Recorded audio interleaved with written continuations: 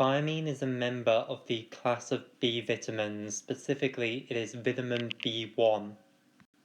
Most people are not deficient in thiamine. It's found in most foods. In particular, rich sources of it are grains, so bread, pasta, anything made of wheat, and anything made of other cereals.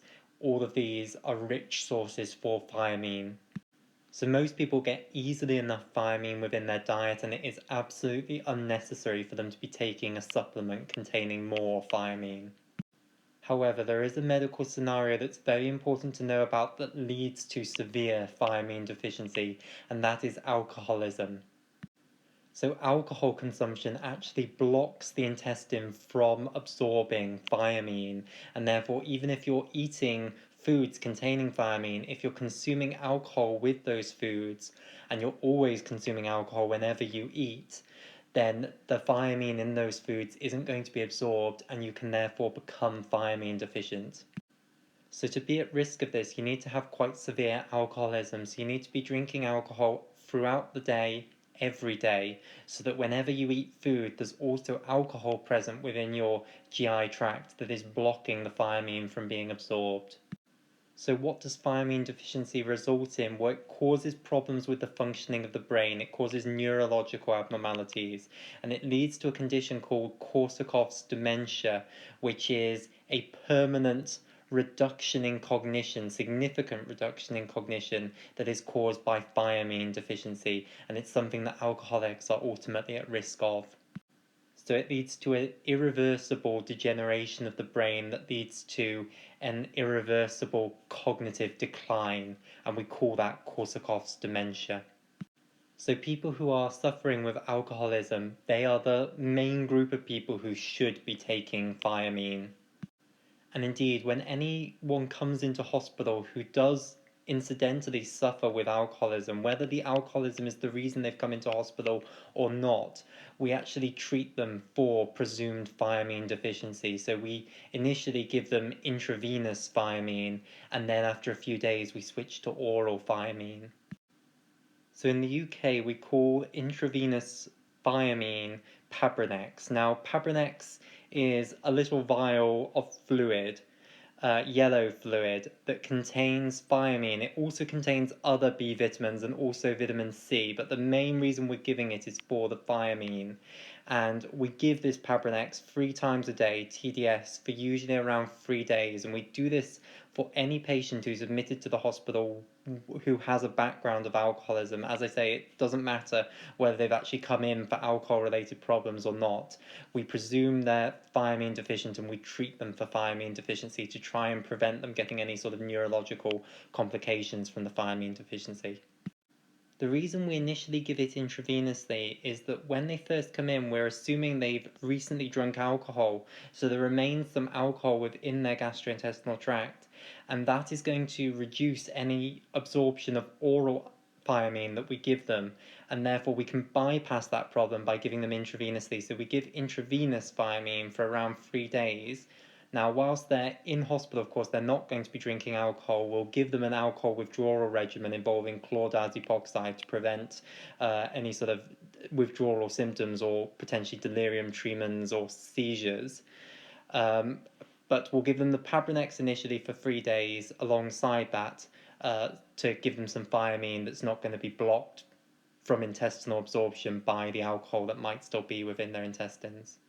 There are also special teams in most hospitals that work with people to try and help them give up alcohol, and we will try and get these people to come and see the patient and make a plan for how they're going to avoid drinking again when they go home, and these people will follow them up then in the community and continue to work with them to try and prevent them relapsing into alcoholism when they're discharged. Presuming that we successfully manage to get them off the alcohol, then after the Pabrinex is complete, you then need to treat the thiamine deficiency that they've got potentially already existing with oral thiamine, and we usually do that at a dose of 100 milligrams twice daily for a month. This is an enormous dose of oral thiamine. To put it in context, the recommended daily intake for everyone else is only 1 to 2 milligrams a day. So giving 200 milligrams a day is a large dose, and we're giving this to try and replenish their stocks. And also, obviously, they might still have some alcohol affecting their GI absorption. So giving these enormous doses, the hope is that some at least will be absorbed. And because we're giving such a huge dose, hopefully enough will be absorbed to actually treat the thiamine deficiency and give their body enough thiamine. Now, presuming they've managed to give up the alcohol, then after 1 month is complete, these huge doses are no longer necessary. As long as they're eating normally and they're no longer drinking, then you can stop the thiamine therapy and they can just absorb from the food they're eating the normal amount of thiamine, and that's done. However, if you can't successfully get them to give up drinking, then long-term thiamine may be necessary at these huge doses. So thiamine tablets in the UK are available in 2 doses, thiamine 50 milligram tablets or thiamine 100 milligram tablets. So if they're going to continue drinking, then it may be necessary to put them on these tablets indefinitely until they stop drinking.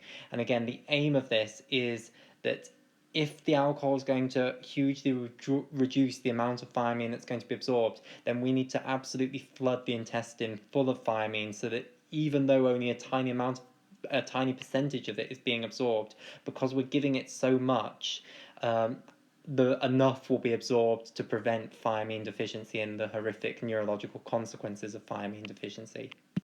So the normal long-term maintenance dose would be to give thiamine 50 milligrams once a day. However, people can tolerate much higher doses. So that you see people on 100 milligrams once daily long-term. You might even see people on 100 milligrams twice daily long-term. The maximum dose you can prescribe it in is 300 milligrams a day, which would usually be given in 3 separate doses, so 100 milligrams 3 times a day.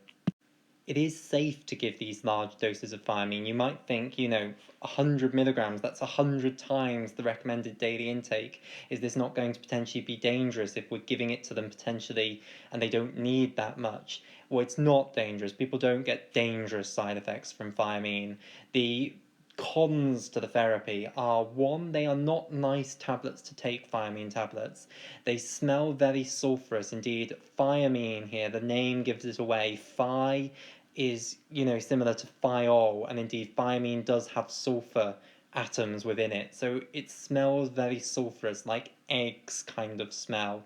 So it's not a pleasant tablet to take because, of course, you get that taste in your mouth which isn't pleasant.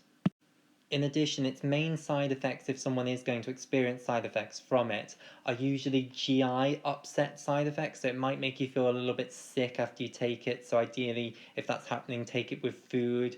Possibly it might cause a little bit more loose stools because it's irritating the GI tract a little bit and encouraging motility, and therefore it might lead to loose stools, maybe even diarrhea. But those are the only real side effects that people get from thiamine: minor GI upset and just then the nastiness of taking it, that it's not a pleasant tablet to take.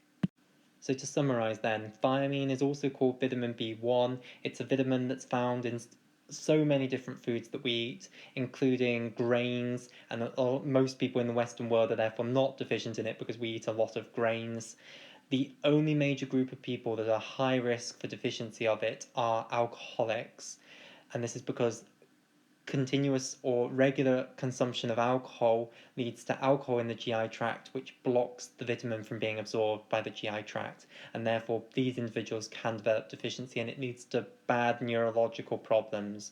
It leads to degeneration of the brain that is irreversible and leads to permanent cognitive deficit, which we call Korsakoff's dementia.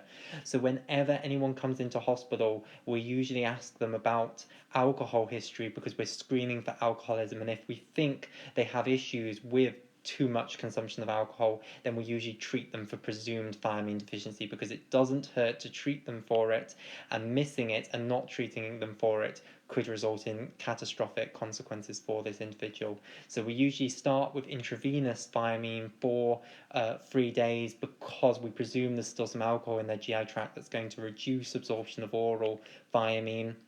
In the UK, that's called Pabrinex. We give that 3 times a day, and we might give that for 3 to 5 days.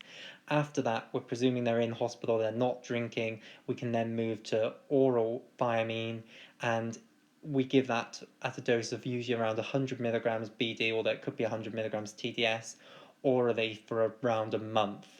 If they give up drinking successfully during that hospital admission, if we manage to get them to engage with alcohol services, and they successfully give up alcohol, then after that month is complete, they do not need to stay on thiamine. They can go back to eating, just getting thiamine from eating food, and they don't need to remain on long-term thiamine. However, if they go back to alcoholism and we cannot get them to give up the drink, then they should be on long-term thiamine, and the doses of this can be from 50 milligrams a day up to 300 milligrams a day.